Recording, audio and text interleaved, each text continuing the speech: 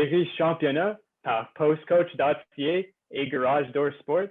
Pour cet épisode, on est joint par Shani Black, le régnant championnat national de l'Université de Québec, Trois-Rivières.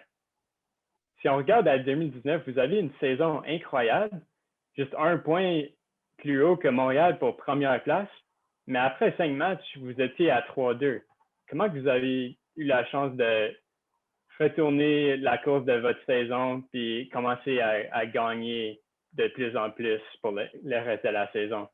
Donc, c'est bien que tu le mentionnes. Le moment où on a perdu 2 matchs consécutifs en début de saison, ça a été pour nous vraiment un moment où on a eu beaucoup d'apprentissage, où on a remué un peu certaines choses. Puis ça a fait en sorte que pour la suite, on a regardé devant, puis on a justement appris un peu de ces erreurs-là. Majoritairement, je te dirais que ça a été surtout de voir les matchs une étape à la fois plutôt que de se projeter avec l'objectif final.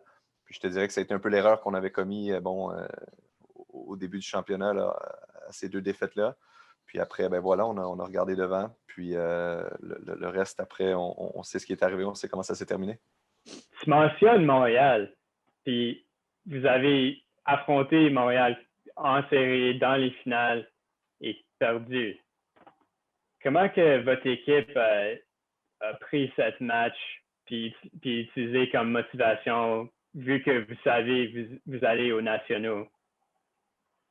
Donc, c'est ça, suite à la défaite contre Montréal, je te dirais que nous, comme membres du staff de l'équipe, on n'a eu à peu près aucun travail à faire parce que dès qu'on on n'était même pas encore revenu dans le vestiaire, que les vétérans de l'équipe avaient déjà pris la parole, avaient commencé à échanger entre eux, puis ils parlaient déjà de l'opportunité qu'on allait avoir possiblement si on croisait la route de Montréal pendant le championnat national.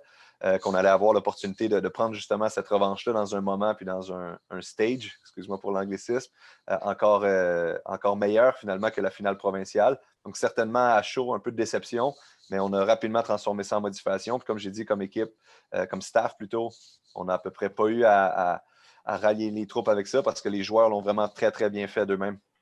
Aux nationaux, vous avez joué très bien défensivement. Est-ce que c'était ça le plan toujours ou est-ce que vous avez ajusté durant le tournoi? Comme tu disais, oui, trois blanchissages en 3 matchs. Pendant la saison, on a eu beaucoup de succès par notre organisation défensive, mais étrangement, on était une équipe qui aimait beaucoup avoir la possession du ballon, qui prenait son temps pour attaquer. Beaucoup de succès offensivement aussi. Évidemment, on a eu des adversaires de très, très haut niveau aux championnats nationaux, sans dénigrer ceux du RSEQ. Mais on a eu des excellents adversaires dans ces 3 matchs-là. Donc, c'est certain qu'on a eu à adapter notre façon de jouer pendant ce périple-là de 3 matchs au championnat canadien. Maintenant, le groupe de joueurs a fait un super travail là-dessus. Puis justement, on a vraiment bien répondu. Non seulement notre gardien qui a fait 3 matchs exceptionnels, mais l'ensemble de l'équipe dans l'organisation défensive, puis dans l'engagement, je pense, que tout le monde a mis à faire ce travail-là. D'entrée de jeu, tu parlais de la finale contre Montréal. Écoute, de réussir un 3e blanchissage contre cette équipe-là qui n'avait jamais été blanchie toute la saison, donc qui avait marqué au moins un but dans l'ensemble des matchs de la saison 2019, puis évidemment du championnat canadien. Je me répète, mais ça a été vraiment un accomplissement énorme là, de réussir à faire ça dans un moment comme celui-là. Tu as mentionné le leadership dans ton équipe. Ton gardien, Félix Clapin-Girard, était incroyable. Il y a eu 3 blanchissages dans 3 matchs. C'était-tu vraiment important d'avoir un leader comme lui derrière l'équipe à chaque match? Donc, écoute, tu parles de Félix Lapin-Girard, mais je pense que c'est l'ensemble du groupe qui a vraiment fait preuve de beaucoup de leadership, puis s'est engagé dès notre départ de Trois-Rivières le mardi. On a senti que tout le monde s'est placé dans un état d'esprit complètement différent. C'est vraiment placé dans une zone dans laquelle ils ont mis l'équipe avant tout, puis toutes les petites choses, autant sur le terrain qu'à l'extérieur, qu'ils ont pu faire pour le bien de l'équipe, justement pour le bien du collectif, autant un titulaire qu'un gars qui était dans les estrades. Je pense que tout le monde s'est engagé vraiment d'une façon phénoménale dans ça. Donc évidemment, Félix qui nous joue 3 matchs incroyables dans ce tournoi-là, c'est certain que ça a eu un impact majeur. Son leadership a eu un impact majeur. Maintenant, on a eu un groupe de vétérans de plusieurs saisons avec l'équipe qui a vraiment fait en sorte en plus du leadership de Félix, mais qui a vraiment fait en sorte que cette équipe-là a eu un bond. Donc, elle s'est réunie à travers un objectif commun. Puis, en plus d'avoir le résultat comme celui qu'on a eu au bout, c'est vraiment génial. Comme coach, quand tu fais tes recrutements, c'est plus facile de voir le talent, trouver le talent sur le terrain. Mais hors terrain, c'est quoi que tu cherches comme dans le caractère d'un joueur? Y a-t-il quelque chose qui est moins normal que tu essaies de trouver dans un joueur? Donc, au niveau du recrutement, on essaie, c'est certain, comme tu le disais, bon, les qualités sur le terrain, c'est ce qui est le plus facile, on va dire, à identifier. Maintenant, il y a deux choses sur lesquelles on s'attarde un peu plus pour tout ce qui est en dehors du terrain. Je te dirais, bon, la première est assez évidente, c'est-à-dire c'est le côté plus académique. Donc, est-ce que l'étudiant athlète est des bons résultats à l'école? Est-ce qu'il a été à l'école pour une longue période de temps? En quoi il va étudier? Quels sont ses objectifs futurs? Parce que notre objectif, certainement, c'est oui, de recruter un étudiant athlète de qualité, mais si je dis étudiant athlète, c'est qu'évidemment, on veut essayer qu'il finisse avec un diplôme, donc son parcours avec nous à l'UQTR.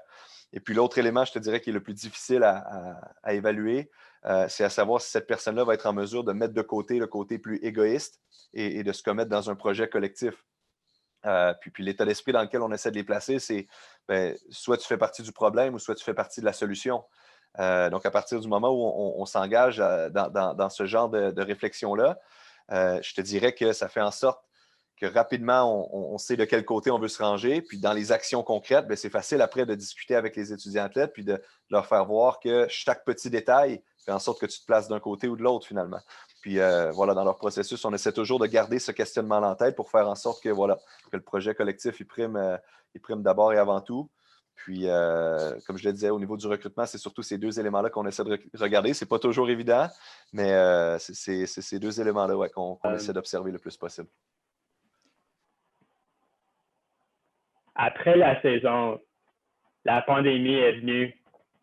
Et comment votre équipe est restée focus mentale, la santé mentale et aussi en forme physique pour encore continuer vers un championnat national la saison prochaine? Donc, l'impact, je te dirais, ou l'élément sur lequel on a mis l'accent justement pendant la pandémie de COVID-19, c'est surtout de leur faire comprendre que ce sur quoi on a un impact actuellement, c'est surtout par rapport au niveau académique. Donc, faire en sorte que les étudiants athlètes ont les résultats pour faire en sorte qu'ils soient admissibles à la saison suivante et pour faire en sorte que, justement, que personne ne se voit exclu pour des raisons académiques, justement. Donc, certainement, on essaie d'avoir des rencontres individuelles à peu près aux 2 ou 3 mois avec eux pour avoir des petits suivis. On a des discussions, donc des regroupements via Zoom, justement, en visioconférence, où est-ce qu'on a des discussions avec eux en plus grand groupe. On revisionne des matchs des années précédentes, des choses comme ça. Mais je te dirais que la priorité est vraiment au niveau académique. Puis évidemment, quand on sera en mesure de retourner sur les terrains, on adaptera notre planification pour faire en sorte que notre préparation pour 2021 sera optimisée. Maintenant, je te dirais qu'actuellement, avec les mesures qui sont en place, on leur demande vraiment de mettre le focus sur les résultats scolaires. Puis ils ont vraiment bien répondu jusqu'à maintenant sur tout ça. Y a-t-il des avantages d'être un coach bilingue pour faire le recrutement ou parler à votre équipe? Y en a-tu? Donc, d'être bilingue, c'est certain que ça peut avoir certains avantages, notamment dans l'organisation des matchs amicaux, par exemple, avec des équipes universitaires qui sont de milieux anglophones. Maintenant, pour parler du recrutement, je te dirais que comme notre université ne donne de l'éducation ou des cours seulement en français, donc notre recrutement se ferait surtout avec des étudiants athlètes qui ont comme première langue le français. Maintenant, tu vois, la saison 2020, il y a un jeune homme qui s'est ajouté à nous qui vient de l'ouest de l'île de Montréal. Donc, sa première langue est l'anglais.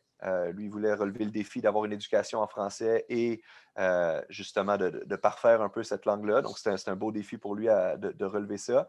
Maintenant, je te dirais qu'au niveau, de l'ajout, on va dire, ou de la qualité d'être bilingue comme entraîneur, je te dirais que ce n'est pas un énorme avantage dans le cadre de nos fonctions, excuse-moi, puis par rapport au recrutement, ce n'est pas un enjeu énorme. Si tu pourrais donner un conseil aux jeunes entraîneurs pour devenir un meilleur coach? Ça serait quoi? Écoute, c'est une excellente question. Ce que je te dirais, c'est peu importe quels sont tes accomplissements et quelles sont tes réussites, de toujours rester humble. Donc, de toujours garder la même humilité parce que cette humilité-là, elle fait en sorte que tu travailles plus fort. Cette humilité-là, de ne pas prendre la grosse tête ou de ne pas se penser au-dessus des autres, fait en sorte que tu t'essaies de contrôler tous les petits détails et que tu mets beaucoup d'efforts dans l'ensemble des petits détails. Et puis, c'est ça, je me répète, mais cette humilité-là fait en sorte que tu travailles plus fort. Donc, voilà, peu importe à quel stade de ta carrière tu te retrouves comme coach, de garder cette humilité-là en tête, peu importe les réussites que tu as eues dans le passé, je pense que ce serait le conseil que je donnerais aux jeunes entraîneurs. Et c'est tout pour aujourd'hui, pour la série championnat. Merci à coach Shani Black. À plus tard.